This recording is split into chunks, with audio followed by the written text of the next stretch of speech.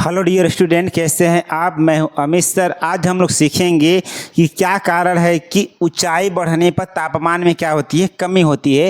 जैसे दोस्तों आप लोग जानते हैं कि धरातल के समीप का जो वायुमंडल है जिस पर हम लोग रहते हैं वह बहुत ही ज़्यादा गर्म होता है, लेकिन जैसे जैसे ऊंचाई बढ़ते जाते हैं तापमान में क्या होती जाती है, कमी होती जाती है। तो आखिर इसके पीछे का कारण क्या है, तो आइए हम लोग समझते हैं। देखिए दोस्तों, चित्र की सहायता से मैं चित्र बना दिया। आपको चित्र की सहायता से क्या हो जाएगा, एकदम समझ में आ जाएगा क्यों ऊंचाई बढ़ने पर आपका तापमान में क्या होता है, कमी होता है। देखिए दोस्तों, जैसे ही सूरज का प्रकाश हमारे वायुमंडल में आता है तो सूरज कभी भी वायुमंडल में उपस्थित वायु के कणों को गर्म नहीं करता है, डायरेक्ट आपका गर्म नहीं करता है। मतलब जैसे सूरज का प्रकाश आएगा तो वायुमंडल में जो वायु के जो है उनको गर्म नहीं करता है। वह गर्म किसको करता है, तो वह पेड़ पौधों को, धरातल को, उसके बाद जो घर है, भवन है, पेड़ पौधे हैं, जल को, उसको गर्म करता है। और एक बात चीज़ है, जो जब गर्म करता है ना तो यह ऊष्मा को क्या कर लेता है, अवशोषित कर लेता है। एक बात याद रखिएगा, जो पदार्थ जितना ही अच्छा ऊष्मा का अवशोषक होता है उतना ही ऊष्मा का क्या होता है, उत्सर्जक भी होता है। तो अब देखिएगा, जब सूरज का एनर्जी आएगी तो वह पेड़ पर पड़ेगा, धरातल पड़ेगा, पेड़ पौधों घरों पर पड़ेगा, तो उसको क्या करेगा, सोख लेगा। उसको फिर क्या करेगा, रिवर्स करेगा, उसको फिर क्या करेगा, निकालेगा। जब निकालेगा तो अब ये पता है हम लोगों की, क्योंकि जो वायुमंडल के जो पास वाले, जो धरातल के पास वाली जो गैसें होती है ना, वो बहुत ही सघन होती हैं। क्योंकि धरातल के समीप जो होता है पेड़ पौधों की मात्रा ज़्यादा होती है, घर द्वार बहुत ज़्यादा होते हैं।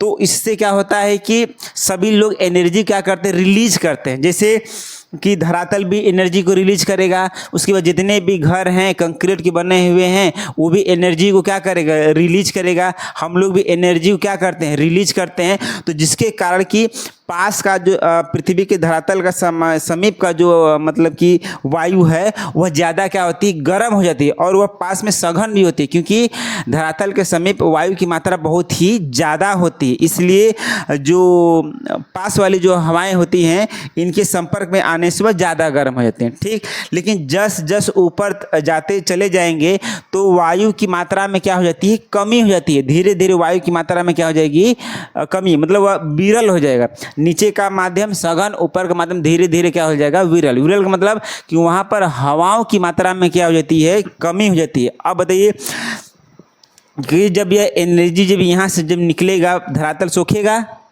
या पेड़ पौधे लेंगे, जब उसको रिलीज करेंगे तो पास में कौन बैठाएगा, ज़्यादा सघन वाली। तो ज़्यादा सघन वाली जो परतें होती है ना, उसको एनर्जी को रोक के रखता है। ठीक, और उसके बाद धीरे धीरे जाते जाते जाते ऊपर एनर्जी में क्या होती है, कमी हो जाती है। इस तरह से ऊपर जाने पर तापमान में क्या हो जाता है, आपका कमी हो जाता है। क्योंकि ज़्यादा एनर्जी तो वायुमंडल के पास वाली परतों में ही तो हो जाता है, और धरातल के पास वाले परतों में ही तो होता है। क्योंकि वायु ज़्यादा मात्रा में सघन है तो एनर्जी को पास में लिए रहेगा, जाने ही नहीं देगा आगे कारण। तो अब ऊपर जस जस जाते जाएंगे तो हवाओं की मात्रा में क्या होती जाएगी, कमी होती जाएगी।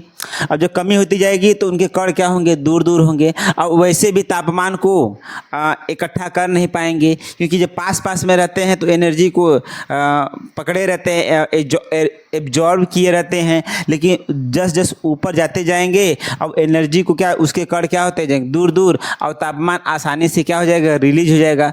तो यही कारण है दोस्तों कि जब ऊंचाई बढ़ने पर तापमान में कमी क्यों होता है, तो इसका कारण है कि ऊंचाई बढ़ने पर वायु की मात्रा में क्या होती है, कमी हो जाती है। ऊपर का माध्यम विरल हो जाता है, जो एनर्जी को क्या करता है, एब्जॉर्ब नहीं कर पाता है, मतलब वह एनर्जी क्या करता है, रिलीज कर देता है।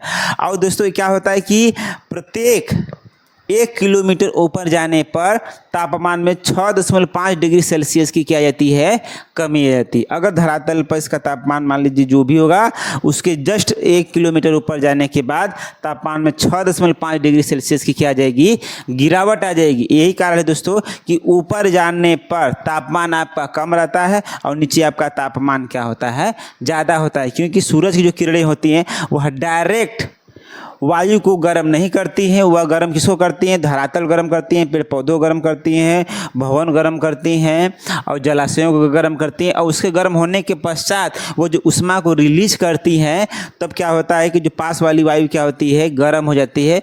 और जैसे जैसे यह वायु जब ऊपर जाती है तो वायु की मात्रा में कमी आ जाएगी, इनके कण दूर हो जाएंगे और जिसके कारण कि आपका तापमान में क्या आ जाएगी? आपकी कमी आ जाएगी।